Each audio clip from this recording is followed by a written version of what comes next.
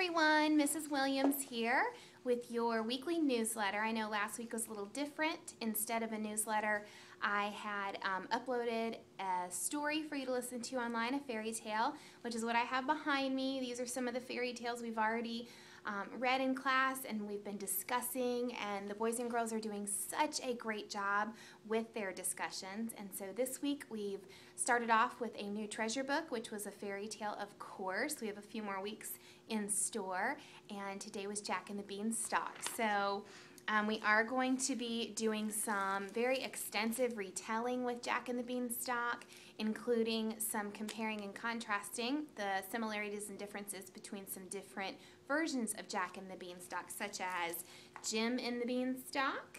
We'll be reading Jack and the Giant, and we're also going to read Fearless Jack. So that'll be a lot of fun, and I love hearing the discussion that has been coming from all the different fairy tales. And of course, that problem and then solution has been the trickiest part of the comprehension retell piece.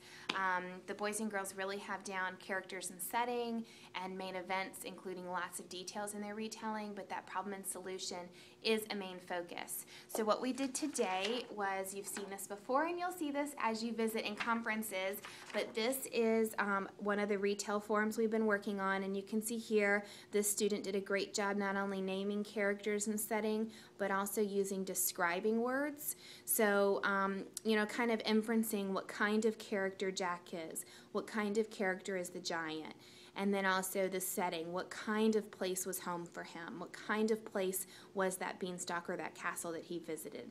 And then you can see here describing both the problem and the solution.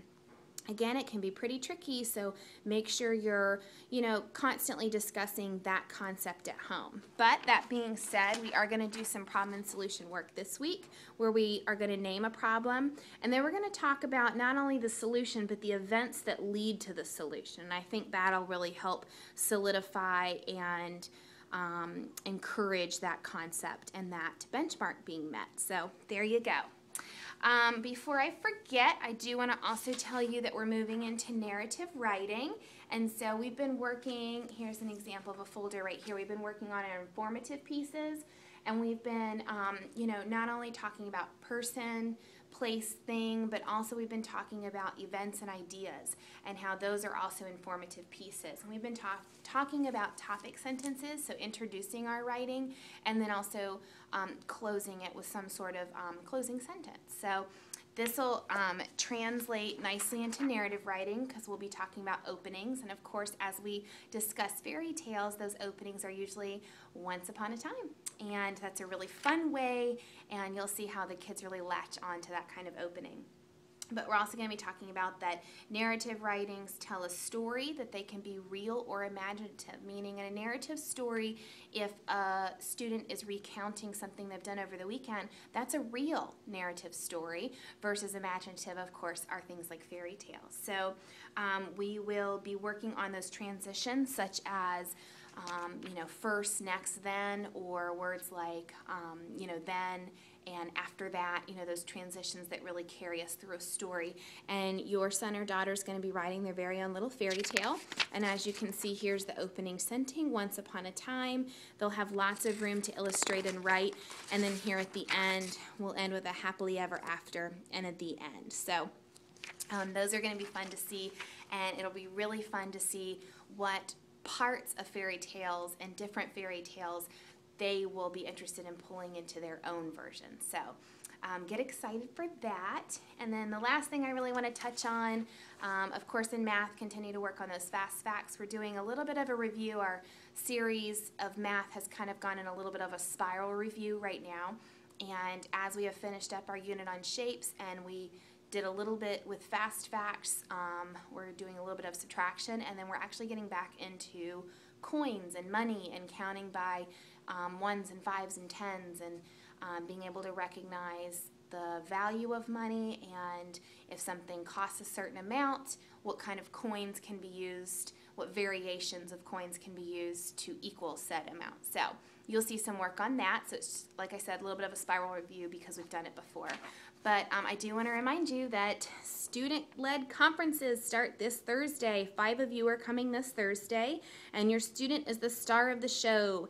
And your student is going to be leading you through the conference. Of course, I'll be in the classroom, but your student's going to be leading you through his or her work in reading, writing, and math. And then I'll be popping around to talk about work habits and behavior and fill in some of the gaps, some areas that I feel you should know about, celebrations and areas of weakness that we are looking to improve on for our last quarter, cannot believe it, last quarter of first grade. Can you believe you almost have a second grader on your hands? So that's that.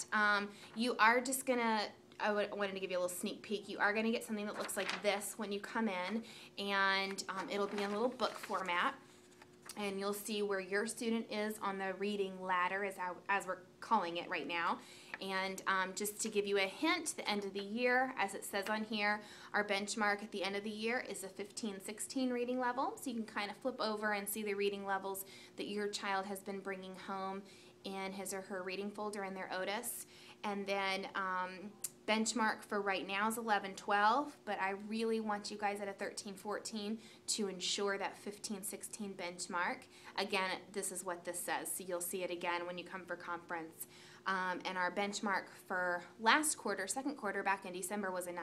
So I think you're going to be really surprised and happy, and you're going to have a lot to celebrate after your conference with your child. So you will be seeing this at your conference, and then on the inside it's going to have what to show and share, and it just has a whole list of things you guys are going to talk about in math, writing, and reading as you spend some time together in our classroom. And then at the bottom you'll see there are just going to be some fun little takeaways for you in each subject area to reiterate not only what's been taught, but some concepts that probably need to be worked on, especially things like comprehension or some really specific skill sets in writing, and some vocabulary that needs to be practiced in math. So that's that. I hope you guys are having a fabulous week. And where is spring? I thought it was supposed to be spring. Spring starts on Wednesday, and let's hope the warm weather comes. Recess has been so chilly, so make sure you are packing those warm coats and hats if needed. I know today was so chilly, so hopefully the arrival of spring will also bring spring weather.